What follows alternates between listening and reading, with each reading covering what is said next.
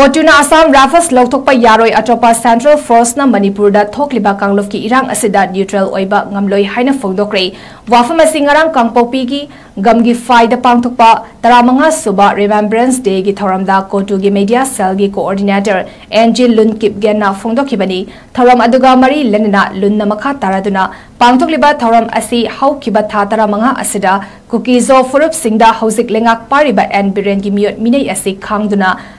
Lakibagi Ningsing Thoramni, Asigumba Tanja Sida Central Gi Lengak Asida, Tona Hapagum Union Home Minister na Kokomi Amadi Irang Asigi, Tobu Oidiba and Birena Haibo Wafam Taduna, State Asidagi, Assam Rifles Lotopagi Tavak Asi, Garigi Toribano Haibo Wahang Hankre, Assam Rifles Lotokiba Habasi Irang Asi Maka Sangtana, Loiba Nairoi Daba Barton Amatabaga Manare, 𝗥𝗜𝗙𝗟 𝗬𝗔𝗥𝗢𝗣𝗔 Areba Pambai Season Naduna Assam Rifles Lotokpagi Khongthang Asi Tok Naba Honagani Iragi Matamda Assam Rifles Khaktana Michang Mikhai Naidana 𝗥𝗜𝗙 gi Miyambu Imphal dagi Safaba Mafamda Purakibani Loinena Maitai Singsu Chingdagi Makhogi Imphal da Pukibani Masina Assam Rifles ki Michang Mikhai Naidabagi Khudam ni Haiki Union Home Minister gi Wakhalda Assam Rifles Lotokpagi Khongthang Asi Hek Hongdrifawba 𝗥𝗜𝗙 Furupna Mayok Nakigani Haina Phongdokre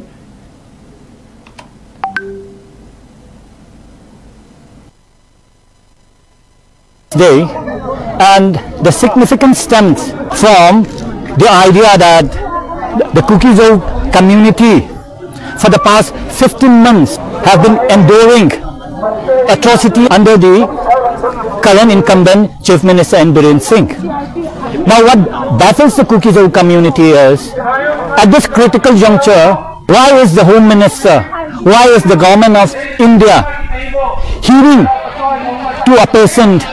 who has desecrated the system of governance in the state of